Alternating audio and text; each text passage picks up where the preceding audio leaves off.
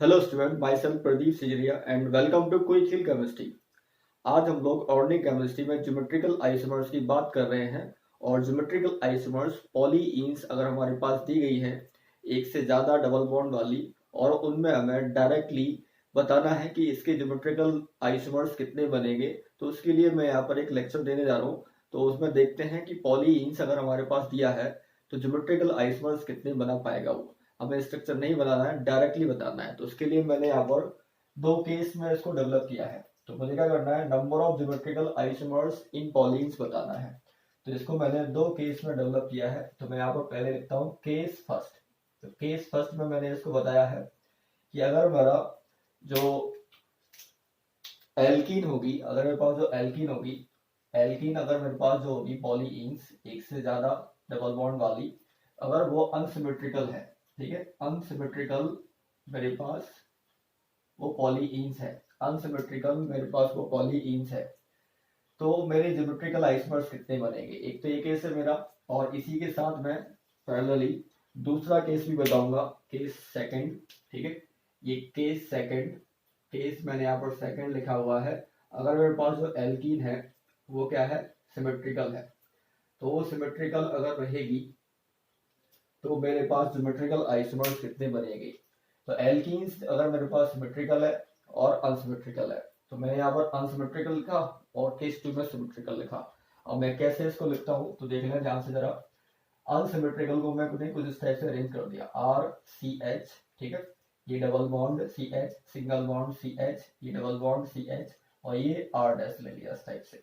अगर ये मेरे पास कोई एल्कीन है, ये क्या है, अनसिमेट्रिकल है। अनसिमेट्रिकल इसलिए बोल रहा हूँ क्योंकि डबल बॉन्ड जो है वो क्या है, स्ट्रेजेनिक सेंटर है, ये अपने पास फिक्स्ड पोजीशन है, ये भी फिक्स्ड पोजीशन है। तो ये जो सिंगल बॉन्डेड बैलेंसिंग है आर डैश और ये आर, ठीक है।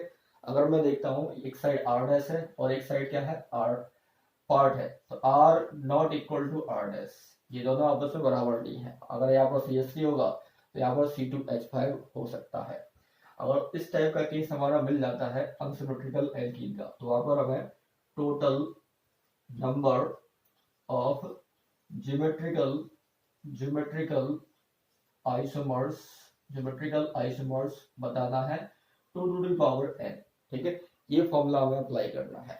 और n यहाँ पर क्या होगा, तो n जो होगा वो नंबर ऑफ डबल बॉन्ड को प्रेजेंट करेगा। तो नंबर ऑफ डबल बॉन्ड, जितने भी डबल बॉन्ड इस पॉली इंच में होंगे उसको काउंट करना है। तो total number of double bond, ठीक है, यहाँ पर टोटल मैं और लिख देता हूँ, total number of double bond को काउंट करना है।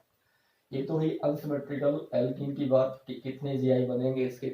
अगर मैं सिमेट्रिकल एल्कीन की बात कर लूँ तो मुझे किस टाइप का एग्जांपल सेट करना पड़ेगा, तो R C H double bond C H, ये C H double bond C H और ये आर। तो अगर मैं फिक्स्ड बॉन्ड को अपने हिसाब से इसको इंडिकेट कर देता हूँ, ठीक है, फिक्स कर देता हूँ, तो इसके अकॉर्डिंग ये सिंगल बॉन्डेड वैलेंसिया देखना होती है। यहाँ पर ये सिंगल बॉन्डेड वैलेंसिया देखनी है, ठीक है। मल्टीपल बॉन्ड एक या एक से ज्यादा है तो हमें सिंगल बॉन्डेड वैलेंसी देखनी है। तो यहाँ पर वैलेंसी आर ग्रुप से है, यहाँ पर भी आर है, तो आर यहाँ पर क्या है, दोनों बराबर ही है।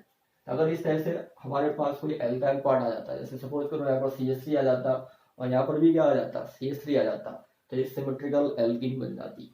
यहाँ पर आर और आर दोनों बराबर ही है, आर आर आर डैश बोल दे तो R equal to R dash, ऐसे मैंने बोल दिया कि एल्कीन किस टाइप में बन जाएगी, सिमेट्रिकल एल्कीन बन जाएगी।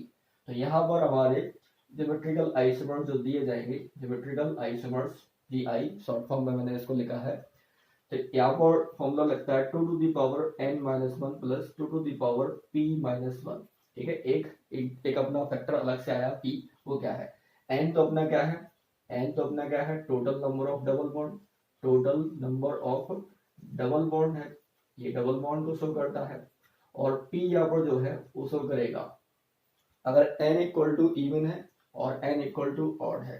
तो n इक्वल टू इवन ले लेता हूँ, तो n इक्वल टू हमारे पास अगर इवन है, अगर हमारे पास इवन नंबर में आ चुका है तो p की वैल्यू निकालनी है, तो p इक्वल टू n/2 से हमें निकालनी पड़ेगी। ठीक है, अगर n इक्वल टू ऑड आ जाता है, ये ऑड आ जाता है, तो p की वैल्यू निकालनी है n+1/2 से। ठीक, दो फॉर्मूले हमारे इस टाइप से अलग हो जाते हैं, एक इवन का और एक ऑड का। ये सिमेट्रिकल जब आ जाएगा अपने पास तो उसमें इस तरह से हमें ध्यान से देखना पड़ेगा। ठीक है। और एक एग्जांपल इसका और एक एग्जांपल इसका मैं यहाँ पर शो करके दिखा देता हूँ। तो जैसे कि मैंने एग्जांपल यहाँ पर ले लिया, यहाँ पर एग्जांपल ले लिया अनसिमेट्रिकल एल्कीन का। तो यहाँ पर ले लिया C2H5, ठीक है, सिंगल बॉन्ड CH, ये डबल बॉन्ड CH, यहाँ पर CH, ये डबल बॉन्ड CH, और यहाँ पर ले लिया CH3, ठीक है। अब C2H5 और CH3, ठीक है, इनको हमें फिक्स करना है। डबल बॉन्डेड कार्बन वाले पार्ट को मैं फिक्स कर दूंगा, उसके हिसाब से मैं आसानी से देख सकता हूँ कि कौन सा ग्रुप लगा हुआ है यहाँ पर। तो यहाँ पर C2H5 लगा हुआ है, यहाँ पर CH3 लगा हुआ है। तो R not equal to R dash, ठीक है, मतलब C2H5 अलग है और CH3 अलग है, सेम नहीं है यहाँ पर। तो ज्योमेट्रिकल आइसोमर्स कितने बन जाएंगे, टोटल नंबर ऑफ Gi, ठीक है। N की वैल्यू देखेंगे तो total number of double bond कितने यहाँ पर 2, N इक्वल टू यहाँ पर कितना आ चुका है, 2 आ चुका है। तो 2 टू दी पावर n मतलब 2 टू दी पावर कितना हो जाएगा 2 इक्वल टू 4, मतलब 4 ज्योमेट्रिकल आइसोमर्स बनेंगे। सिस ट्रांस टाइप के हम लोग बना सकते हैं। इस साइड आ जाए तो इस साइड में अगर मैं एग्जांपल सेट कर लूँ कुछ इस टाइप का, जैसे मैंने एग्जांपल यहाँ पर सेट कर लिया कि CH3 simple, CH3 single bond CH, double bond CH, CH, double bond CH और यहाँ पर CH3, ये कोई एग्जांपल मैंने इस टाइप से ले लिया। अब मुझे बताना है कि इसके टोटल नंबर ऑफ Gi कितने बनेंगे। तो मैं क्या करूंगा, पहले तो डबल बॉन्डेड वाले कार्बन को एक साथ ले लूंगा, क्योंकि इनके अकॉर्डिंग हमारा फिक्स रोटेशन होता है। इसी के अकॉर्डिंग हमें ज्योमेट्रिकल आइसोमर्स देखने होते हैं। यहाँ पर सिंगल बॉन्डेड वैलेंसी CH3 की है, यहाँ पर भी क्या है CH3 है, दोनों साइड अपना सेम ग्रुप है। तो अगर मैं देखूँ ये सिमेट्रिकल एल्कीन है, जब सिमेट्रिकल एल्कीन है यहाँ पर हमें Gi का जो फॉर्मूला लगाना है वो लगाना है 2 to the power n minus 1, 2 to the power n minus 1 plus 2 to the power p minus 1। n equal to कितना है, एक यहाँ पर डबल बॉन्ड है, एक यहाँ पर डबल बॉन्ड है, तो n इक्वल टू कितना है 2 है। n इक्वल टू 2 ये किस कैटेगरी का है, ये इवन नंबर में बोला जाता है। तो जब इवन है तो p की वैल्यू कैसे निकालनी है, n/2 से, तो p यहाँ से निकाल लेते हैं, 2/2 मतलब 1, p की वैल्यू बना चुकी है, यहाँ पर रखें।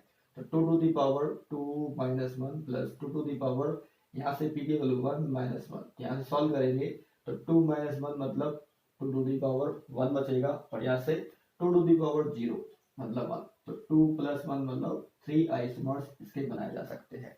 तो इस तरह से मुझे देखना है। अगर और आ जाता तो मैं p की वैल्यू n प्लस 1/2 से निकालता, फिर फॉर्मूले में रख देता, तो total number of geometrical isomers हमारे बन जाते हैं। तो ये बहुत ही सिंपल पार्ट है, पॉलीइंस में ज्योमेट्रिकल आइसोमर्स किस तरह से बनाए जाते हैं आप देख सकते हैं। Okay, thank you.